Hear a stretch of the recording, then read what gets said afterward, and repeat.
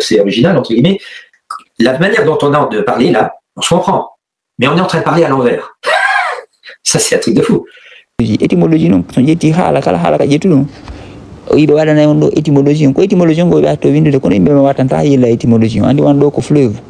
Étymologie fleuve hino do. Fion be windata dum ko be jangata dum. Be wada non définition. Définition ji wonta définition. En géographie, arabe mari ko non firi fleuve. O andi do ko définition engo. So yehi en mathématique be jona ko non firi fleuve. En chimie be jona ko non woni firi fleuve. Be ha en politique ko non firi fleuve. Définition ji no way dudude. Ça veut dire que mo be jettay mo o gollitira no faadira ko woni définition.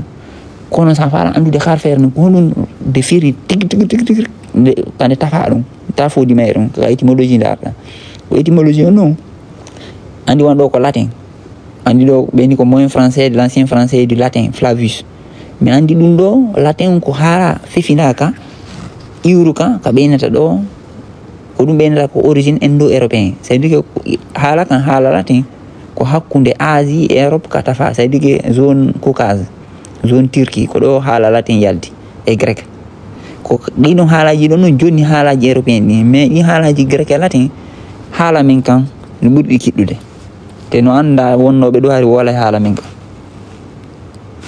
donc dum woni dabbugol étymologie haala tigiri enen haala men kan hina karfeje ukkidira fiyode mujjine enen ko hitoji ni hitoji don non ko alla programme e neddo annon fop yimbe annon fop sa ni ha atawai ko firo goto ko sens goto wadata ka hakkile mabbe haysi be nanta ko on falla wolde hito on ko dum ando wodi musique wano musique rock haradi hulbinay hara sa hedi ke dia hula hikwa so ndari annon fop ko même effet watte mabbe et pourtant ina halaji ina fi de manane ko wolte ton ko on di musique de bata ka film horaire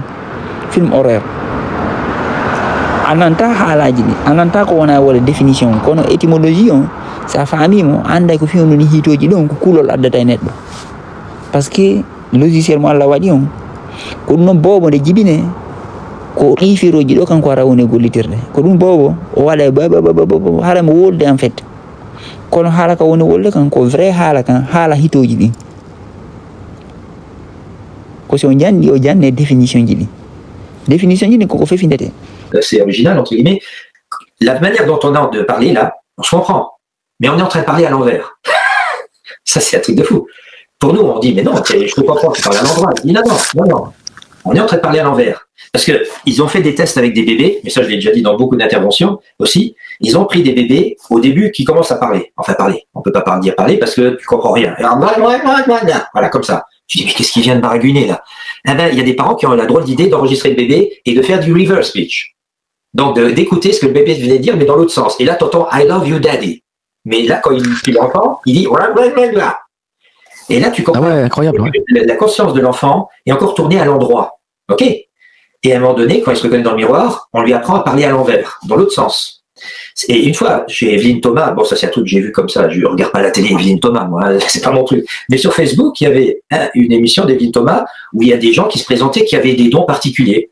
Et le mec, il disait, moi, mon don, je peux parler à l'envers. Ah bon, un exemple, alors elle lui dit, dites ça. Et lui, sans réfléchir très longtemps, il parlait à l'envers. Mais elle lui dit, mais depuis quand vous avez ça? Ah, il dit, depuis toujours. C'est-à-dire que cet enfant-là, il a appris le langage que nous, on emploie, mais il n'a jamais désappris le fait de comprendre dans l'autre sens. OK? Et ce qui se passe, c'est que c'est pour ça aussi que les fameux groupes de rock, dans les années 60 et 70, ils mettaient des messages dans l'autre sens. Qu'il fallait, tu ne pouvais pas faire tourner le tourne-disque normalement, mais toi, tu bougeais avec le doigt, tu mettais l'aiguille et tu entendais des incantations, des trucs spéciaux. Parce que notre partie subconsciente, elle comprend les deux langages, dans les deux sens. Au million d'euros, il y a définition de 10 définitions. Il y a politique no mari, ka littérature no mari mo ko firi. O par exemple, ça ni do anu, en anu, ben ko bagre. Mais ça y est anu ka mathématique, ko goddum go firi anu. Ça y est groupe, ben groupe ko yimbe mo jobal yimbe. Ça y est ka mathématique groupe ko goddum go firi. Ça y est ka chimie ko goddum go firi. Ça y est ka politique ko goddum go firi. Ça y est ka économie ko ben ma un groupe. En économie ko waywa ko benta c'est-à-dire ko yimbe mobilité be jawdi mo ko dum firton groupe. Et pourtant ko même mo groupe on dum ko définition jidi ne wahbe guluji définition parce que mo bejete ka faire ni junjande o waɗande selon no nafirtamo noon kono étymologie groupe on sana to ka étymologie ɗum ɗon dillata ɗum ɗon no hina beleede yimɓe ɓen ɗum ɗon ko international kono andi ɓe jogiiɓe waɗuna ɓe faltaki yimɓe ɓen anda ɗin piiji par ce que ko ɗo woni vrai haala kan tigiri bobo ka woni bobo si jibinama ko vrai haala kan o wolta en réalité kono nana hitoji ɗin sikko o faama par ce que ɗum ɗo ko langage préprogrammé e neɗɗon enen ɗum haala pular ko on langage wonɗo en gollitirde en réalité ko langage mo Allah waɗi e neɗɗon directement ina langage findeteɓe si bobo jibinama ko on haala ɗon moƴƴita koko enen ɗo li le la lo si bobo jibinama so nani le on kon ide ɗon atta e makko so nani lo on kon ide koko wolɗen ɗo so nani li on ko ide koko wolɗen ɗo so janɗi ɗo wawmo addude ideji goo quoi ɓe namano ɗum ɗo kon ɗo fiyan ko ɗum no woodi hay woɓɓe adduɓe hay étude scientifique ji hollirde ke bobo o wolay ko feewi ko so janɗi ɓe waylta haala kam firoji ɗi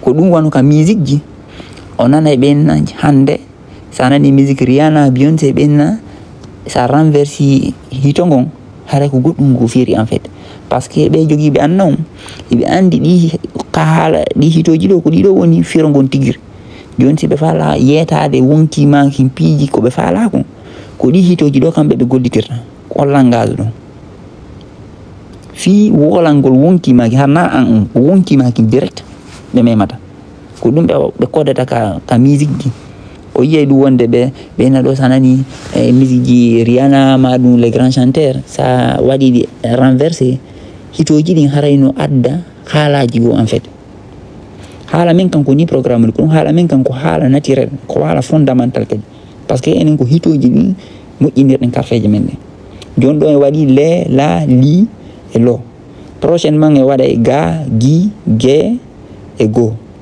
après waɗo en ba bi bo ainsi de suite par ce que ko limoto hina fidema ala 1000 ide wawi wadde ɗi fop une fois en gayni ɗi wadde haran heeɓi dictionnaire men o kala mo pular mo yiwɗen ma mogo hay sina haala pular ide wawi mo firde te kadi ide wawi inventude moji kesi c'est ça l'objectif joni haray o idée ɗo noon o idée ɗo hina sama kala il faut sakite il faut que o sakite vrai parce que c'est notre porte de sortie qui est là joni haray on jarama